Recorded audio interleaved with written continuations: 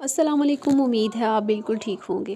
ایک دفعہ کا ذکر ہے کہ شدید سردی میں ملا نصیر الدین کی اپنے دوستوں کے ساتھ ایک انوکھی ہی شرط لگ گئی۔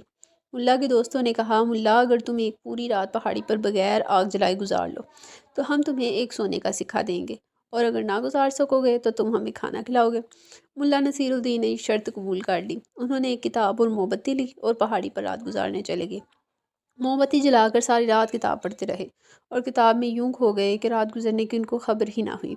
صبح جب واپس آئے تو دوستوں سے کہا، میں جیت گیا ہوں، اب مجھے میرا سونے کا سکہ دو۔ دوست بولے، ملا کیا تم نے واقعی ہی آگ استعمال نہیں کی؟ ملا نے جواب دیا، نہیں، میں کتاب اور موم بتی لے کے گیا تھا۔ اس موم بتی کی روشنی میں کتاب پڑھتے پڑھتے رات گزر گئی۔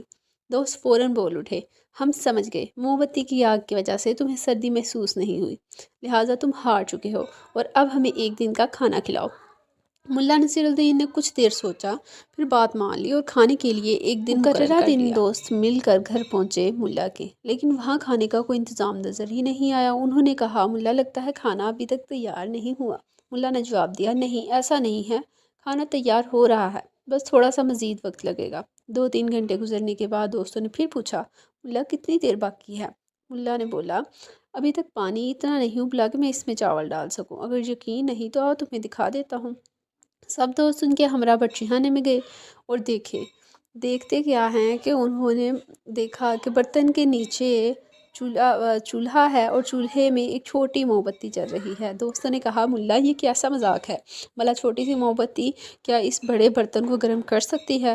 ملا نصیر الدین نے مسکرا کر جواب دیا، اگر یہ موم بتی برفانی رات میں مجھے حرارت پہنچا سکتی ہے تو اس پتیلے کو کیوں نہیں؟ جب تک پانی ابل نہیں جائے گا اور کھانا تیار نہیں ہوگا کوئی اپنے گھر نہیں جائے گا، سب کو کھانے کا انتظار کرنا پڑے گا۔ سنا ہے کہ ملا نے انہیں 2 دن تک اپنے گھر میں بند رکھا، جب تک کہ انہوں نے اس کے سونے کا سکہ دے نہیں دیا۔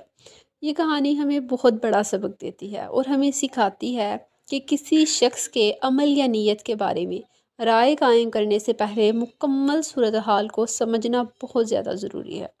ملا نصیر الدین نے دوستوں نے صرف جزوی حقیقت کو سامنے رکھا، یعنی موم بتی کی موجودگی کو بنیاد بنا کر یہ نتیجہ نکال لیا کہ ملا نے شرط توڑ دی، جبکہ انہوں نے یہ نہیں سوچا کہ آیا وہ موم بتی واقعی سردی کا اثر زائل کر سکتی ہے یا اس میں یہ صلاحیت ہے کہ نہیں۔ کبھی بھی جلد بازی میں اپنا منشا کے مطابق نتیجہ یا اخذ نہیں کرنا چاہیے۔ ہم اکثر کسی کی ایک علامت، افواہ یا ظاہری منظر کو دیکھ کر پورے کردار یا نیت کا فیصلہ کر لیتے ہیں، حالانکہ حقیقت کہیں زیادہ پیچیدہ ہوتی ہے۔ اللہ تعالیٰ ہم کو نیک کام کرنے کی اور توفیق دے اور